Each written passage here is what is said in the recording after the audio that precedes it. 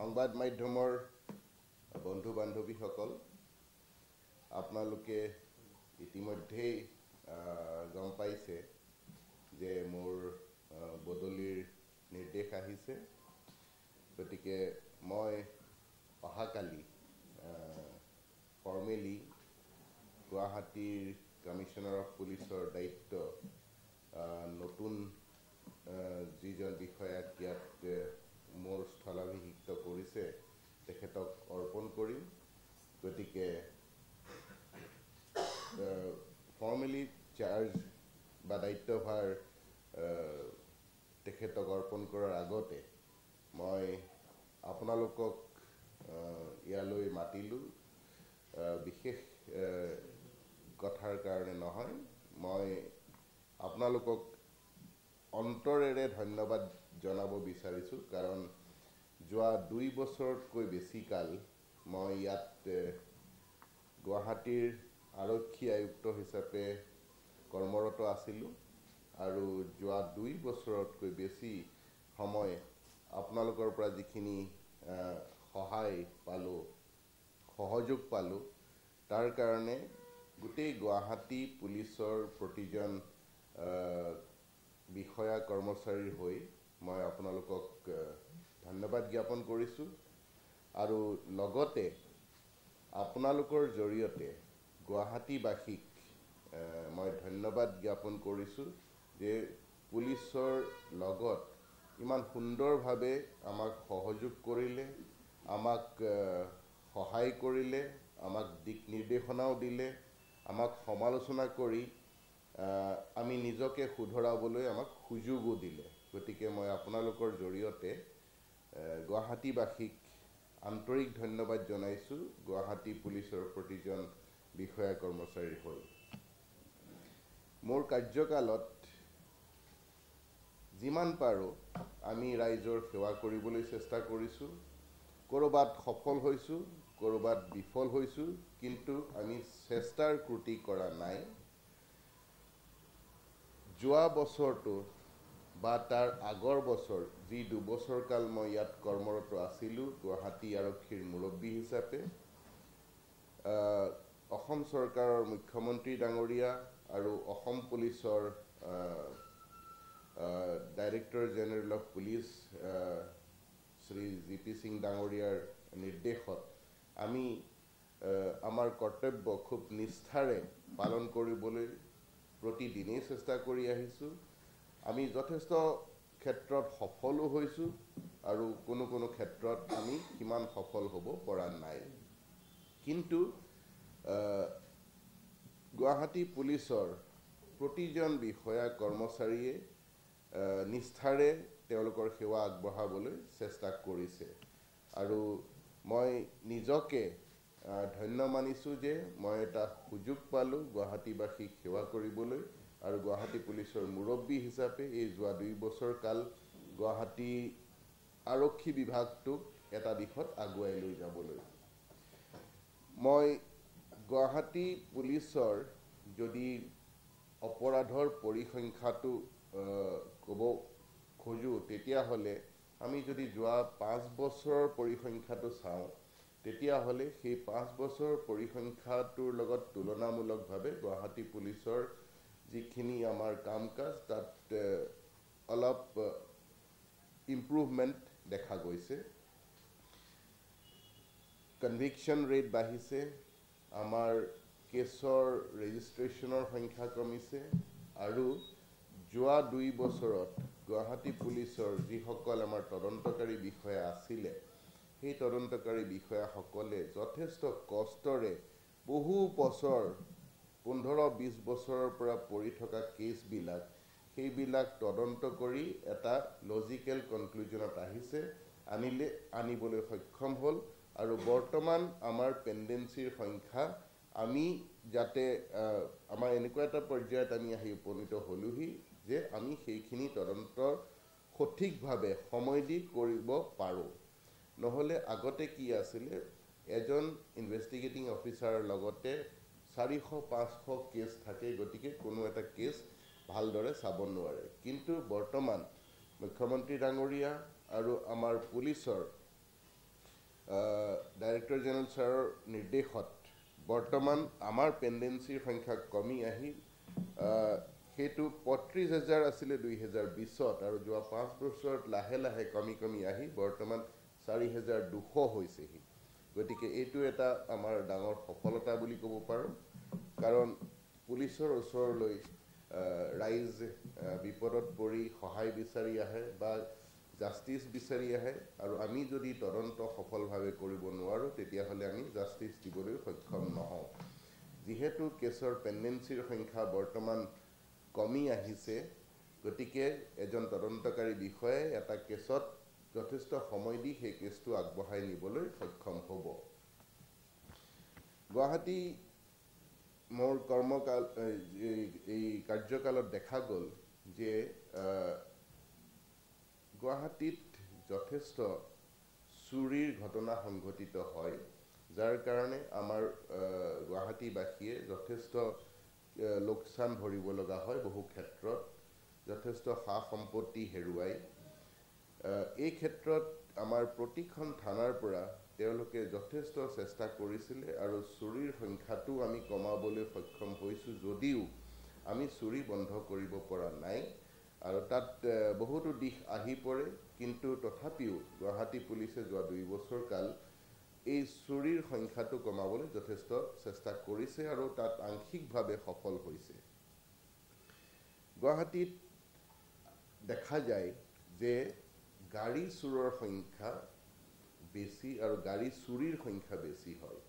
গতিকে যদিও এই দিশটো সংবাদ মাধ্যমে বহু ক্ষেত্ৰত কভাৰ নকৰে, কিন্তু আমি এই দিশটোত যথেষ্ট গুৰুত্ব দিছিলোঁ, আৰু যথেষ্ট চুৰিৰ ৰিপৰ্ট হৈছে, আৰু যথেষ্ট চুৰি গাড়ী আমি উদ্ধাৰো কৰিছোঁ।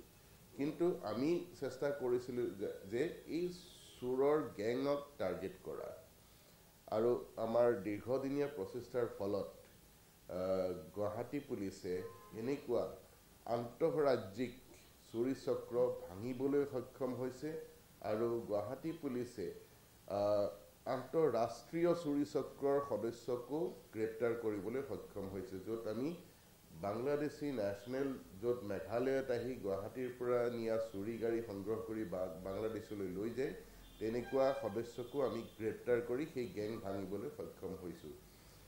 যিসকলে খবৰ ৰাখিছে তেখেতসকলে গম পাব যে যোৱা ১ মাহত আমাৰ এটা ছাষ্টেইনড অপাৰেশ্যন চলিছিলে। আমাৰ ক্ৰাইম ব্ৰাঞ্চৰ বিষয়াসকল আৰু কেইখনমান থানা, বিশেষকৈ হাতীগাঁও, গড়চুক, জালুকবাৰী আৰু দিছপুৰ আৰু সোণাপুৰ, এই আৰু বশিষ্ঠ, এই থানাকেইখনৰ বিষয়াসকল মিলি এটা ছাষ্টেইনড আমি এফৰ্ট দিছিলোঁ, আৰু যাৰ ফলত আমি ২০ জনতকৈ বেছি এনেকুৱা চুৰি গাড়ীৰ চক্ৰৰ লগত জড়িত ব্যক্তিক আমি ধৰিবলৈ সক্ষম হৈছিলোঁ। আৰু সেইকাৰণে এই ধৰাৰ পিছতে দেখা গ'ল যে যোৱা আমাৰ ২৫ দিনত এখনো গাড়ী চুৰি ৰিপৰ্ট হোৱা নাই। গতিকে সেইটো মই আমাৰ বিষয়া কৰ্মচাৰীসকলক ধন্যবাদ দিছোঁ যে তেখেতসকলে যথেষ্ট কষ্টেৰে এই চুৰি গাড়ী চক্ৰ উৎখাত কৰিবলৈ সক্ষম হৈছে। ইয়াৰ মানে এইটো নহয় যে আৰু গাড়ী চুৰ নহ'ব, নতুন নতুন চক্ৰ ওলাই থাকে। গতিকে আমাৰ বিষয়াসকলো তৎপৰ হ'ব, যাতে নতুন এনেকুৱা কোনো চুৰি চক্ৰৰ যদি আকৌ তথ্য পোহৰলৈ আহে তেতিয়াহ'লে তেওঁলোকক ধৰিবলৈ তেওঁলোকৰ চেষ্টা অব্যাহত ৰাখিব। গুৱাহাটীত যেতিয়া মই কাৰ্যভাৰ গ্ৰহণ কৰিছিলোঁ, তেতিয়া এটা খুব প্ৰাসংগিক বিষয় আছিলে গুৱাহাটীত মোবাইল স্নেটচিং বা পাৰ্চ স্নেটচিং। এই স্নেটচিং যিটো কাঢ়ি লৈ যোৱা যিটো এটা ইয়াত অপৰাধ সংঘটিত হয়, এই অপৰাধৰ পিছত আমি প্ৰতিদিনেই লাগি আছিলোঁ, আৰু যাৰ কাৰণে আমি এই ধৰণৰ অপৰাধৰ লগত জড়িত, ষ্ট্ৰীট ক্ৰাইমৰ লগত জড়িত বহুতো অপৰাধীক আমি কৰায়ত্ব কৰিবলৈ সক্ষম হৈছোঁ। মই এইটো ক'ব বিচৰা নাই যে আমি এই অপৰাধটো সমাজৰ পৰা বা গুৱাহাটীৰ পৰা নোহোৱা কৰি দিছোঁ, কিন্তু আমি তাৰ সংখ্যা কম কৰিবলৈ সক্ষম হৈছোঁ।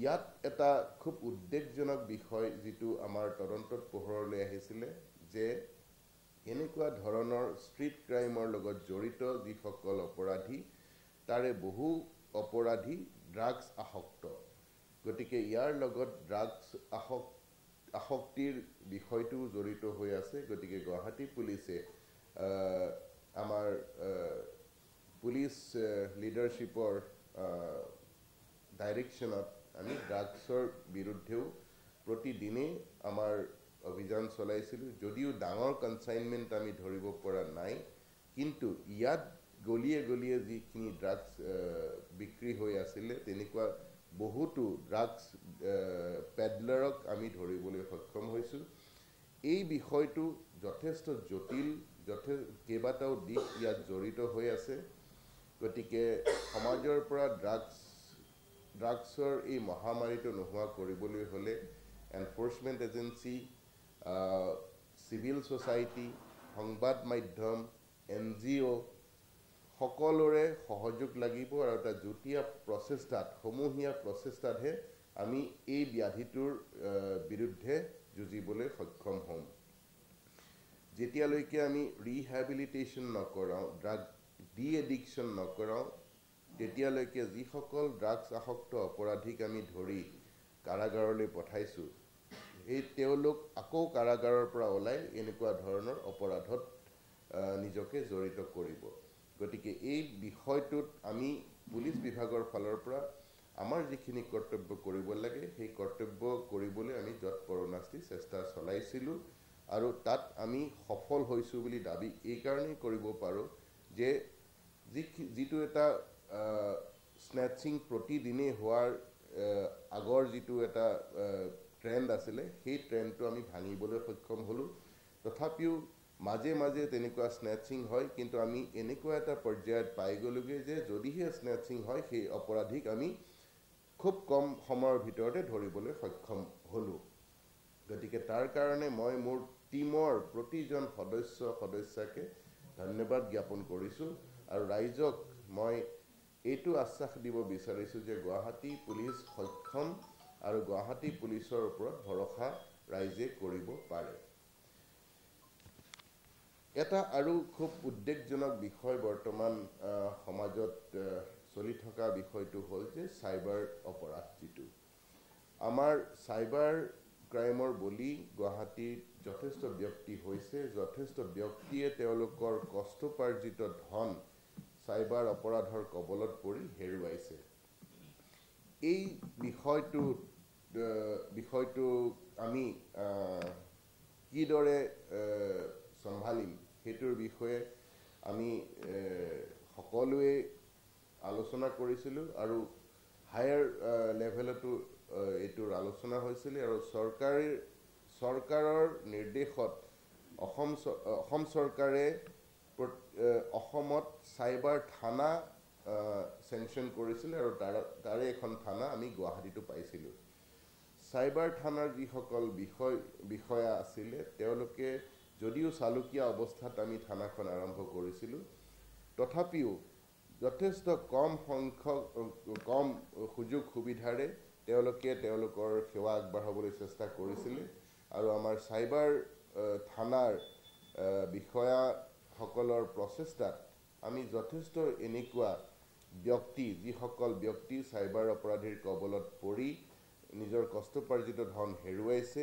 সেই তেনেকুৱা ধন আমি ঘূৰাই আনি তেখেতসকলক উভতাই দিবলৈ সক্ষম হৈছোঁ আমাৰ কেপাচিটি বিল্ডিং যথেষ্ট কৰিব লগা আছে কিন্তু তথাপিও যিহেতু যাত্ৰা আৰম্ভ হৈছে গতিকে মোৰ দৃঢ় বিশ্বাস যে গুৱাহাটী পুলিচৰ চাইবাৰ পুলিচ ষ্টেচনে এই চাইবাৰ ক্ৰাইমটো টেকল কৰিবলৈ বা চাইবাৰ ক্ৰাইম ৰিলেটেড যদি কিবা ৰিপৰ্ট হয় সেইটো ইনভেষ্টিগেট কৰিবলৈ সম্পূৰ্ণৰূপে সফল হ'ব মোৰ এই যোৱা 2 বছৰ কাৰ্যকালত যদি মই কওঁ যে মোৰ আটাইতকৈ কি ভাল লাগিলে মোৰ আটাইতকৈ ভাল লগা কথাটো হ'ল যে 2 বছৰত আমি গুৱাহাটী পুলিচে গুৱাহাটীবাসীৰ আস্থাভাজন হ'বলৈ সক্ষম হৈছোঁ গুৱাহাটী পুলিচক ৰাইজে বিশ্বাসত লৈছে আৰু সেই বিশ্বাস সেই আস্থা আমি অৰ্জন কৰিবলৈ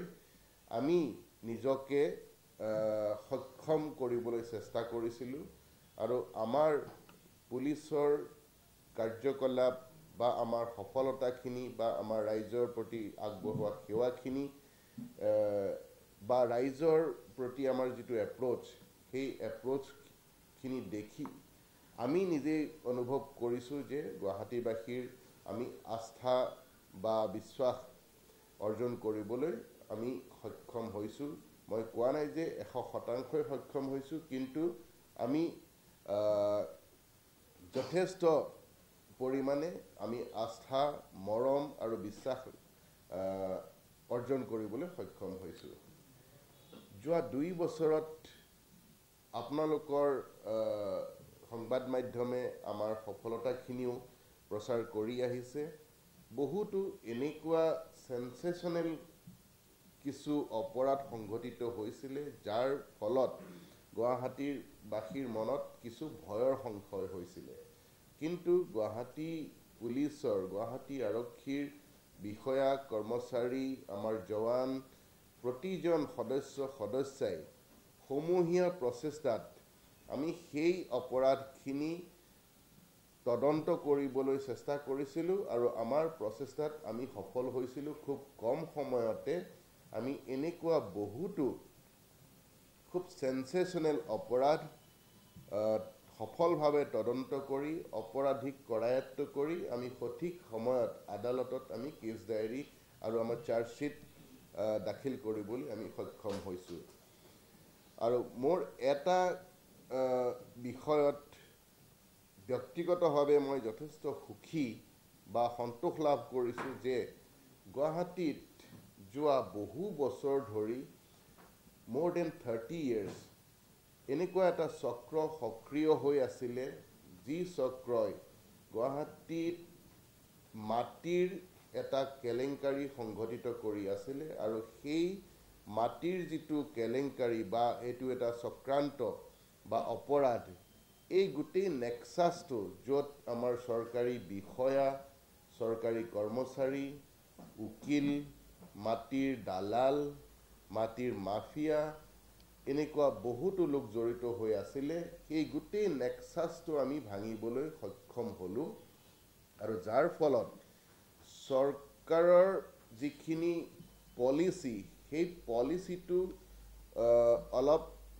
আমি ইনপুট দিবলৈ সক্ষম হ'লোঁ আৰু চৰকাৰে এনেকুৱা ধৰণৰ যাতে আৰু কেলেংকাৰী বা এনেকুৱা ধৰণৰ অপৰাধ, মাটিৰ লগত জড়িত এনেকুৱা অপৰাধ যাতে আগলৈ কেতিয়াও সংঘটিত হ'ব নোৱাৰে, তেনেকুৱা ধৰণৰ নিয়ম কানুন আনি বৰ্তমান গুৱাহাটীত গোটেই ৰেজিষ্ট্ৰেশ্যন বা মাটিৰ বেচা কিনা গোটেই প্ৰক্ৰিয়াটো বা মাটিৰ তথ্য পাতি কেনেকৈ কোনেও মেনিপুলেট কৰিব নোৱাৰাকৈ ৰাখিব লাগে, তাত নতুন ধৰণেৰে গোটেই প্ৰচেছটো ষ্ট্ৰীমলাইন কৰিলে। আৰু এইটো এটা ডাঙৰ সফলতা আমাৰ গুৱাহাটী পুলিচৰ। মই এইকাৰণেই কৈছোঁ যে ইয়াত বহুতো এনেকুৱা ব্যক্তি বা পৰিয়ালে তেওঁলোকৰ পৈতৃক সম্পত্তি এনেকুৱা মাফিয়া বা দালালৰ কবলত পৰি হেৰুৱাইছিলে আৰু আমাৰ আৰক্ষীৰ প্ৰচেষ্টাৰ ফলত তেখেতসকলৰ হেৰুৱা সম্পত্তি ঘূৰাই পাবলৈ সক্ষম হ'ল। আৰু ভৱিষ্যতে যাতে এনেকুৱা ধৰণৰ মাটিৰ লগত জড়িত কেলেংকাৰী চৰকাৰী অফিচত সংঘটিত নহয় বা এনেকুৱা ধৰণৰ লুপহোলৰ সুযোগ লৈ পেলাই কোনো দালাল বা মাফিয়া চক্ৰই ভয় ভাবুকি দেখুৱাই কাৰোবাৰ যাতে সম্পত্তি কাঢ়ি ল'ব নোৱাৰে ভৱিষ্যতলৈ, তেনেকুৱা এটা বৰ্তমান ছিষ্টেম বা তেনেকুৱা এটা নিয়ম কানুন বৰ্তমান চৰকাৰে প্ৰৱৰ্তন গুৱাহাটীত কৰিলে। মই সদৌ মোৰ যিসকল ওপৰৱালা বিষয়া আছে, আৰক্ষী সঞ্চালক প্ৰধানকে আদি কৰি তেখেতসকলক মই ধন্যবাদ জনাইছোঁ যে তেখেতসকলৰ দিক নিৰ্দেশনা আৰু সহায় সহযোগৰ কাৰণে গুৱাহাটী পুলিচে যোৱা 2 বছৰত ৰাইজক সেৱা কৰি ৰাইজৰ আস্থাভাজন হ'বলৈ সক্ষম হৈছে। আৰু মই এই আপাহতে আমাৰ অসম চৰকাৰৰ মুখ্যমন্ত্ৰী ডাঙৰীয়াক বিশেষভাৱে ধন্যবাদ জনাইছোঁ, আন্তৰিক কৃতজ্ঞতা জ্ঞাপন কৰিছোঁ যে যোৱা 2 বছৰত তেখেতে আমাক দিক নিৰ্দেশনা দি গুৱাহাটী পুলিচক ৰাইজক সেৱা কৰিবলৈ এটা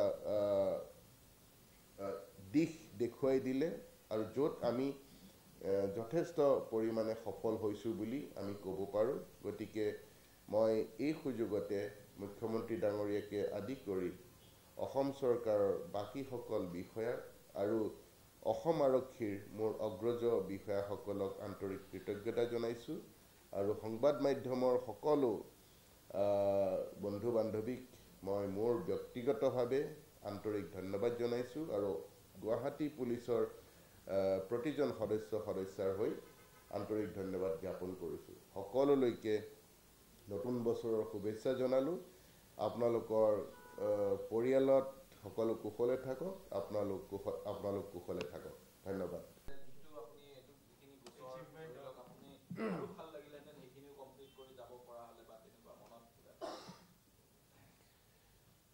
এটা মানে আমাৰ গোটেই প্ৰশাসনিক ব্যৱস্থাটো এটা কণ্টিনিউৱাছ প্ৰচেছ।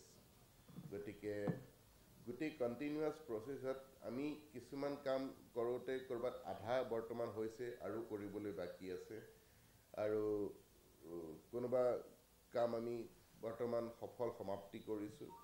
গতিকে যদি আপুনি সোধে যে কোনো এনেকুৱা এটা কাম বাকী থাকিল নেকি, হয়, আমাৰ যিটো গুৱাহাটীৰ মাটিৰ ৰিলেটেড আমি বহুতো কেছ ৰেজিষ্টাৰ কৰিছিলোঁ, সেইখিনি তদন্ত এটা পৰ্যায়লৈকে আহিলে মই সন্তোষ পালোহেঁতেন যদি আমি খুব সোনকালে আটাইখিনি কেছ 150তকৈ বেছি কেছ ৰেজিষ্টাৰ হৈছে, আটাইখিনি কেছ যদি আমি কোৰ্টত দাখিল কৰিবলৈ সক্ষম হ'লোহেঁতেন, তেতিয়াহ'লে মোৰ আৰু বেছি ভাল লাগিলেহেঁতেন।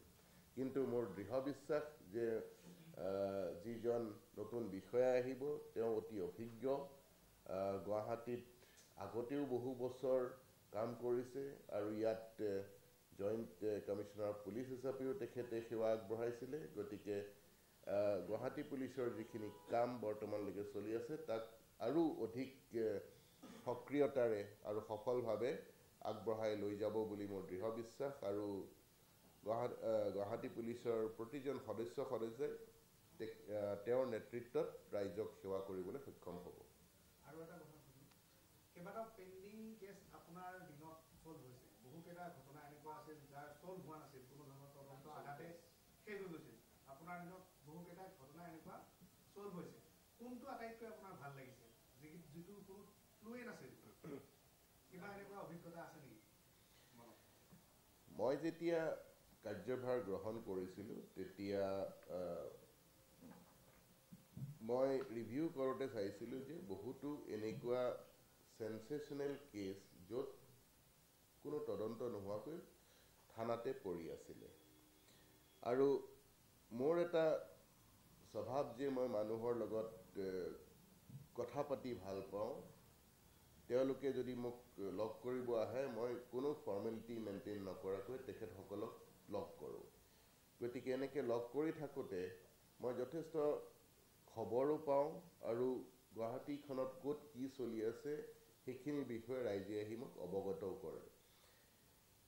তেতিয়া এটা খুব চেনচেশ্যনেল কেছ চলি আছিলে, সেইটো হ'ল পুৰবী ডায়েৰীৰ ওচৰত যিটো সংঘটিত হৈছিলে ৰঞ্জিত বৰা নামৰ ব্যক্তিজনৰ হত্যাকাণ্ডৰ কেছটো। সেই কেছটো আমি সফলভাৱে তদন্ত কৰিলোঁ। তদন্ত কৰাৰ পিছত আমি যিসকল অপৰাধী তাত জড়িত হৈ আছিলে সেই জড়িত অপৰাধীসকলক কৰায়ত্ব কৰি আমি কেছৰ তদন্ত সমাপ্ত কৰি আদালতত আমি চাৰ্জশ্বীট দাখিল কৰোঁ। সেই তেনেকুৱা অৱস্থাতে দুজন ব্যক্তি আহিলে, পতি পত্নী, দুইজন চৰকাৰী অৱসৰপ্ৰাপ্ত শিক্ষক শিক্ষয়িত্ৰী। তেখেতসকলে আহি মোক দুইজনে কান্দি কান্দি এটা বিষয় ক'লে যে তেখেতসকলৰ একমাত্ৰ ল'ৰা কেইবা মাহৰ আগৰ পৰাই হেৰাই আছে আৰু তাত কোনো তদন্ত তেওঁলোকে হোৱা দেখা নাই। সেইটো দিছপুৰ থানাৰ কেছ আছিলে আৰু লগে লগে গোটেই কেছটো মই দিছপুৰ থানাৰ পৰা খবৰ লৈ আমাৰ ক্ৰাইম ব্ৰাঞ্চৰ এটা টীম সেই কেছটোত সেইদিনে লগাওঁ আৰু আমি খুব কম সময়তে 4 দিনৰ ভিতৰত যিজন ব্যক্তি হেৰাই আছিলে সেই ব্যক্তিজনৰ মৃতদেহ খুব দুখ লগা কথা জীৱিত কালত আমি তেওঁক উদ্ধাৰ কৰিবলৈ সক্ষম নহ'লোঁ। আমি মৰিগাঁৱৰ নেলিৰ অঞ্চলৰ পৰা সেই ব্যক্তিজনৰ মৃতদেহ উদ্ধাৰ কৰিবলৈ সক্ষম হৈছিলোঁ আৰু সেই গোটেই অপৰাধটোত জড়িত আটাইকেইজন অপৰাধীকে আমি 4 দিনৰ ভিতৰতে ধৰিবলৈ সক্ষম হ'লোঁ। এই ঘটনাটোৱে মোক অলপ দুখো দিছিলে আৰু যথেষ্ট সন্তুষ্টিও দিছিলে। দুখ এইকাৰণেই দিছিলে যে আমি যদি অকণমান সক্ৰিয় হ'লোহেঁতেন ঘটনাটো আমাক জনোৱাৰ লগে লগে বা ঘটনাটো ঘটাৰ দিনাই, তেতিয়াহ'লে আমি বোধহয় সেই ব্যক্তিজন যিজন ঢুকাল বা যাক হত্যা কৰা হ'ল, তেওঁৰ নাম আছিলে বিশ্বজিৎ হাজৰিকা, যুৱক, সুঠাম যুৱক, শিক্ষিত যুৱক আৰু মাক দেউতাকৰ একমাত্ৰ পুত্ৰ, তেওঁক আমি উদ্ধাৰ কৰিবলৈ সক্ষম হ'লোহেঁতেন। কিন্তু তথাপিও সন্তুষ্টি লাভ এই বুলিয়েই কৰিলোঁ যে মাক বাপেকে একো গমেই পোৱা নাছিলে কিনো হ'ল ল'ৰাটোৰ লগত। গতিকে আমি সেই ঘটনাটোৰ তদন্ত কৰি সেই অপৰাধটোৰ লগত জড়িত ব্যক্তিসকলক আমি কৰায়ত্ব কৰি আইনৰ আওতাত আনিবলৈ সক্ষম হ'লোঁ আৰু সেই মাক দেউতাকক আমি এটা সঠিকভাৱে মানে ক'ব পাৰিলোঁ যে আপোনাৰ পুত্ৰ বৰ্তমান জীৱিত নাই আৰু আপোনাৰ পুত্ৰক এইসকল ব্যক্তিয়ে অপহৰণ কৰি হত্যা কৰিলে। ইয়াত মই আকৌ কৈছোঁ এই গোটেই ঘটনাটোত এটা খুব দুখজনক কথা যে তেওঁক আমি উদ্ধাৰ কৰিবলৈ জীৱিত অৱস্থাত সক্ষম নহ'লোঁ। কিন্তু তথাপিও আমি আৰক্ষীৰ ফালৰ পৰা যেতিয়াই খবৰটো পালোঁ 3 মাহৰ পিছত আমি বস্তুটো কৰিছোঁ। সেই অপৰাধটো আমি তদন্ত সঠিকভাৱে কৰি অপৰাধীসকলক আইনৰ আওতাত আনিবলৈ আমি সক্ষম হ'লোঁ। এটা কথা যে আপুনি গহপুৰৰ পৰা আহি এজন অসমীয়া যুৱক আৰু গুৱাহাটীতে পঢ়িছিল, তেতিয়াও গুৱাহাটী দেখিছিল, তাৰপিছত আপুনি বিভিন্ন স্থানত চাকৰি কৰি আহি গুৱাহাটীক আপুনি পোনপটীয়াকৈ নেতৃত্বও দিলে। আজি নেতৃত্ব দি দ্বিতীয় চাকৰি আপোনাৰ টেনিয়ৰটো আটাইতকৈ ছেকেণ্ড হাইয়েষ্ট টেনিয়ৰ, গতিকে CP হিচাপে যদি এই ক্ষেত্ৰত আজি আপুনি যাব বিচাৰিছে, কিন্তু আপুনি পৰৱৰ্তী সময়ত গুৱাহাটীখনক কেনেকৈ চাব বিচাৰে?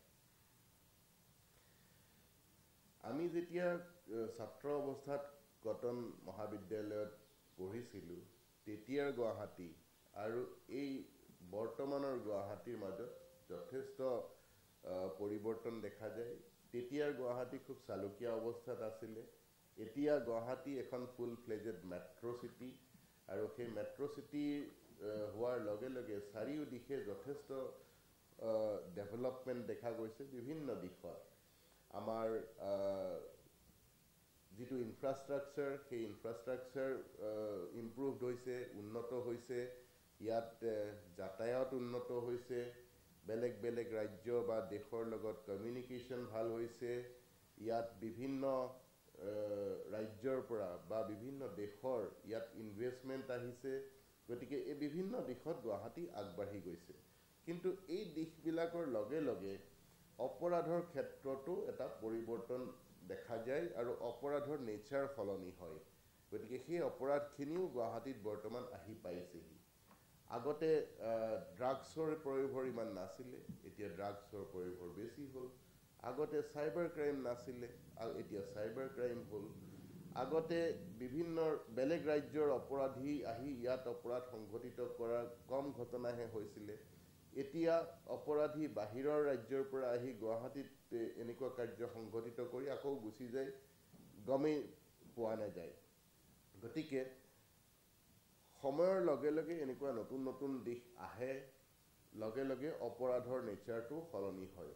গতিকে মই গুৱাহাটীক ভৱিষ্যতলৈ এনেকুৱাভাৱে দেখিব বিচাৰোঁ যাতে অপৰাধৰ সংখ্যা খুবেই কম হওক।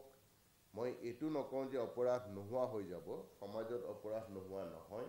আৰু কিছুমান অপৰাধ আৰক্ষীয়ে বন্ধ কৰিব নোৱাৰে। ঘৰৰ চাৰিবেৰৰ মাজত হোৱা অপৰাধ আৰক্ষীয়ে বন্ধ কৰিব নোৱাৰে। কিছুমান অপৰাধ এনেকুৱা আছে যে তাৎক্ষণিকভাৱে হয়, তাৰ কোনো প্লেনিং নাথাকে, প্ৰি প্লেন নহয়, গতিকে সেই ধৰণৰ অপৰাধো আৰক্ষীয়ে বন্ধ কৰিব নোৱাৰে। মই গুৱাহাটীক এখন সুস্থ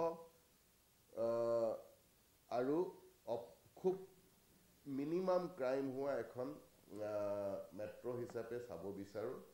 আৰু গুৱাহাটী পৰিৱেশ এনেকুৱা হওক যাতে ৰাতি বিয়লিও আমাৰ বাইদেউ ভণ্টি আমাৰ ল'ৰা ছোৱালী ওলাই যাওঁতে যাতে মাক বাপেকে ভাবিব নালাগে যে কি হ'ব তাইৰ লগত, বা যাব মানে তেওঁলোকক এনেকুৱা হ'ব নালাগে যে মাক বাপেক সদায় ঘৰত চিন্তাত থাকক ঘৰৰ ল'ৰা ছোৱালীকেইটা ৰাতি বিয়লি বাহিৰলৈ ওলাই গ'লে।